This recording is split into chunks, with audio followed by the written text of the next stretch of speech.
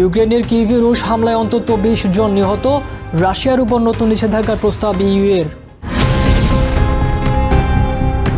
দ্বিতীয় বিশ্বযুদ্ধ পরবর্তী কয়েক দশকে জোরপূর্বক সন্তান কেড়ে নেওয়ার ঘটনায় ব্রিটেনের রাষ্ট্রীয় ক্ষমা প্রার্থনা। বসনিয়ায় শান্তিদূত নিয়োগের অচলাবস্থা কাটাতে দৃঢ়প্রতিজ্ঞ ইইউ, জানালেন কায়া কালাস। গ্রিসে ক্ষমতাসীন দলের নেতাদের বাড়িতে বোমা হামলায় ১ জন নিহত, হামলার প্রতিবাদে বিক্ষোভ সমাবেশের ডাক। আলবেনিয়ায় বিক্ষোভকারীদের উপর পুলিশের জল কামান ও টিয়ার গ্যাস নিক্ষেপ, সরকারের পদত্যাগের দাবি দুর্নীতির কারণে ভুক্তভোগীদের। ইউরোপের হালনাগাদ ও বৈচিত্র্যময় খবরাখবর আপনাদের সামনে এক নজরে তুলে ধরছে আমি আব্দুল আল মামুন।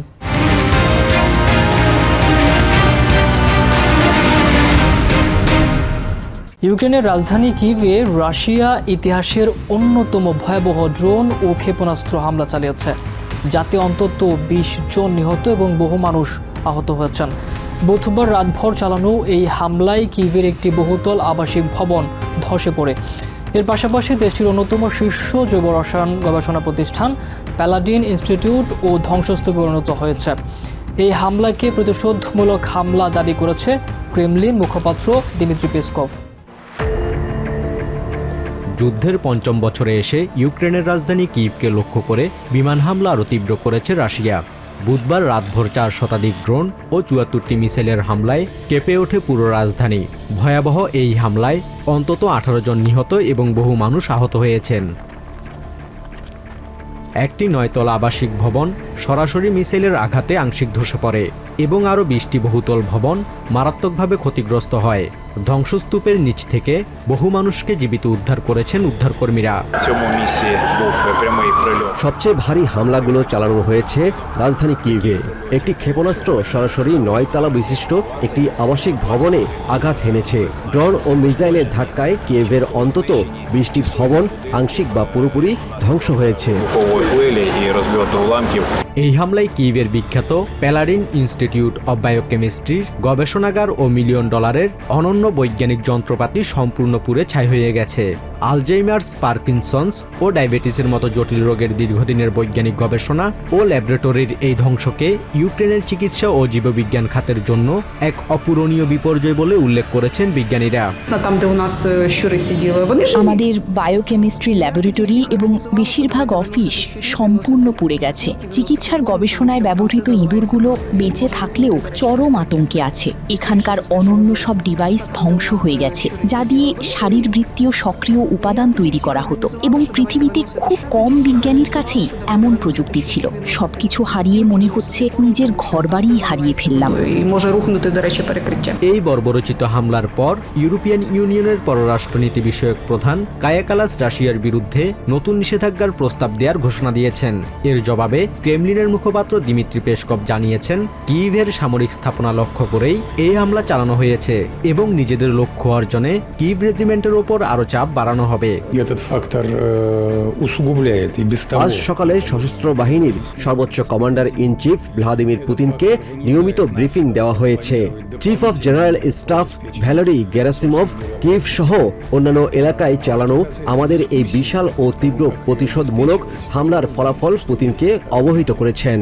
তিনি স্পষ্টভাবে জানিয়েছেন, এই হামলাগুলো অত্যন্ত নিখুঁতভাবে এবং কেবল ইউক্রেনের সামরিক সংশ্লিষ্ট স্থাপনাগুলো লক্ষ্য করেই চালানো হয়েছে।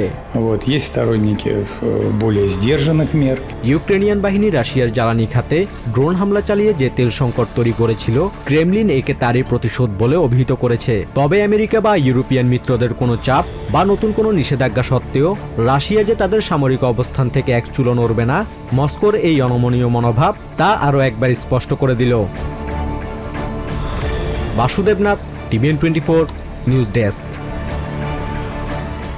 দ্বিতীয় বিশ্বযুদ্ধ পরবর্তী কয়েক দশকে অবিবাহিত মায়েদের কাছ থেকে জোরপূর্বক সন্তান কেড়ে নিয়ে দত্তক দেয়ার অমানবিক ও বিতর্কিত নীতির জন্য ব্রিটেনের পক্ষ থেকে ঐতিহাসিক ও আনুষ্ঠানিক ক্ষমা প্রার্থনা করেছেন প্রধানমন্ত্রী কিয়ার স্টারমার।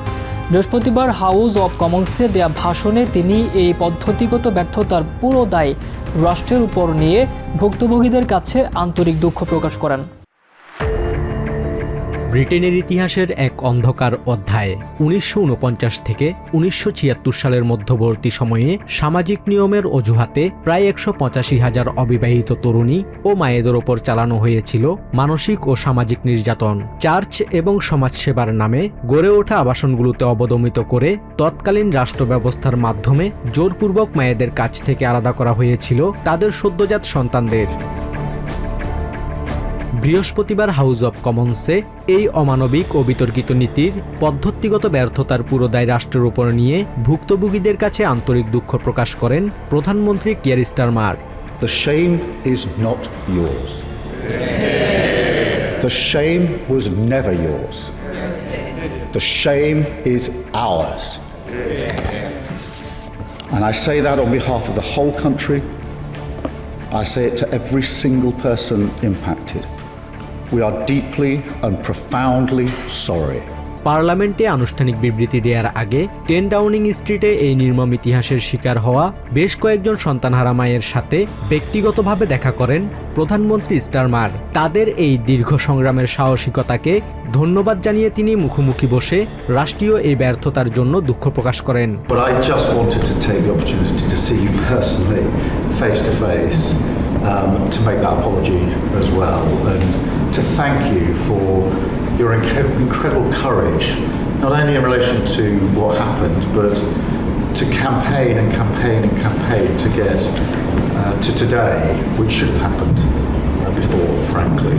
ব্রিটেনের মানবাধিকার কমিটি 4 বছর আগেই এই অমানবিক প্রথার জন্য সরকারকে চূড়ান্তভাবে দায়ী করেছিল। এর আগে আয়ারল্যান্ড ও অস্ট্রেলিয়াও এই ঐতিহাসিক ভুলের জন্য রাষ্ট্রীয়ভাবে ক্ষমা চেয়েছে। গত মাসে চার্চ অফ ইংল্যান্ডও তাদের পরিচালিত মাদার অ্যান্ড বেবি হোমে অবিবাহিত মায়েদের জোরপূর্বক আটকে রাখার দায় স্বীকার করে দুঃখ প্রকাশ করে। এই ঐতিহাসিক রাষ্ট্রীয় ক্ষমা প্রার্থনার মধ্য দিয়ে যুগ যুগ ধরে অবর্ণনীয় মানসিক ক্ষত ও পরিচয়হীনতায় ভোগা হাজারো ব্রিটিশ নাগরিকের দীর্ঘদিনের আন্দোলনের এক বড় নৈতিক জয় হলো বলে মনে করেছেন সংশ্লিষ্টরা। Basudebnath, TVN 24 news desk. Bosnia ও হার্জেগোভিনার জন্য একজন শক্তিশালী আন্তর্জাতিক শান্তিদূত খুঁজে পেতে ইউরোপিয়ান ইউনিয়ন সম্পূর্ণ দৃঢ় প্রতিজ্ঞ বলে জানিয়েছেন ইউএর পররাষ্ট্রনীতি বিষয়ক প্রধান কায়া কালাস। বৃহস্পতিবার বসনিয়া সফরকালে তিনি এই প্রত্যয় ব্যক্ত করেন। আমেরিকার চাপে গত মে মাসে জার্মান কূটনীতিক ক্রিশ্চিয়ান স্মিথ পদত্যাগ করার পর এই পদের উত্তরসূরি নির্বাচনে জটিলতা তৈরি হয়। কালাস জানান, শান্তিদূতের পদের জন্য আলোচনা চলছে এবং আগামী 14 জুলাইয়ের মধ্যে নতুন দূত নিয়োগের সময়সীমা নির্ধারণ করা হয়েছে। একই সাথে ইইউ জোটে যোগদানের জন্য বসনিয়াকে রাজনৈতিক অচলাবস্থা কাটিয়ে দ্রুত সংস্কারের তাগিদ দিয়ে তিনি সতর্ক করেন যে অন্যথায় দেশটি বিপুল অঙ্কের ইইউ তহবিল হারাতে পারে। We are determined to find a European candidate who can help move Bosnia and Herzegovina forward on this European path. গ্রিসের উত্তরাঞ্চলীয় শহর থেসালোনিকিতে ক্ষমতাসীন নিউ ডেমোক্রেসি দলের নেতাদের লক্ষ্য করে চালানো ধারাবাহিক পেট্রোল বোমা হামলায় একজন নিহত ও 3 জন আহত হয়েছেন। গত মঙ্গলবার ভোরের দিকে 3টি বাড়িতে গ্যাস ক্যানিস্টার দিয়ে এই বিস্ফোরণ ঘটানো হয়। হামলায় দলের এক প্রার্থীর 72 বছর বয়সী মায়ের শরীরের 80% পুড়ে গিয়ে হাসপাতালে চিকিৎসাধীন অবস্থায় মারা যান। গত 1 দশকেরও বেশি সময়ের মধ্যে গ্রিসে রাজনৈতিক সহিংসতায় এটি প্রথম মৃত্যুর ঘটনা। এই বর্বরোচিত হামলার প্রতিবাদে বৃহস্পতিবার সন্ধ্যায় বিক্ষোভ সমাবেশের ডাক দেওয়া হয়েছে। জড়িতদের শনাক্তে সিসিটিভি ফুটেজ সংগ্রহ করে তদন্ত শুরু করেছে দেশটির সন্ত্রাস বিরোধী পুলিশ ইউনিট। আলবেনিয়ার রাজধানী তিরানায় পার্লামেন্ট ভবনের সামনে তীব্র সরকার বিরোধী বিক্ষোভে জল কামান ও টিয়ার গ্যাস ব্যবহার করেছে পুলিশ। বৃহস্পতিবার পার্লামেন্ট অধিবেশন শুরুর আগে বিক্ষোভকারীরা জড়ো হয়ে সংসদ সদস্য ও পুলিশকে লক্ষ্য করে ডিম ও ময়দা ছুড়ে মারলে এই সংঘর্ষের সূত্রপাত হয়। এতে 3 পুলিশ সদস্য সহ অন্তত 4 জন আহত হয়েছেন। উপকূলীয় এলাকায় বিভিন্ন উন্নয়ন প্রকল্পে দুর্নীতির অভিযোগে 1 মাসেরও বেশি সময় ধরে এই বিক্ষোভ চলছে। মূলত প্রেসিডেন্ট ডোনাল্ড ট্রাম্পের জামাতা জ্যারেড কোশনারের একটি বিলাসবহুল রিসোর্ট প্রকল্পকে কেন্দ্র করে এই আন্দোলনের সূত্রপাত। দীর্ঘদিনের দুর্নীতি দমনে ব্যর্থতার জন্য প্রধানমন্ত্রী এডি রামার সরকারের পদত্যাগ দাবি করছেন আন্দোলনকারীরা। এক নজরে ইউরোপের আরও নানা খবর পেতে চোখ রাখুন TVN24 নিউজ নেটওয়ার্কের ইউটিউব ও ফেসবুক পেজে। নিউ ইয়র্ক থেকে সম্প্রচারিত TVN24 টেলিভিশন বিশ্বজুড়ে বাঙালির কণ্ঠস্বর।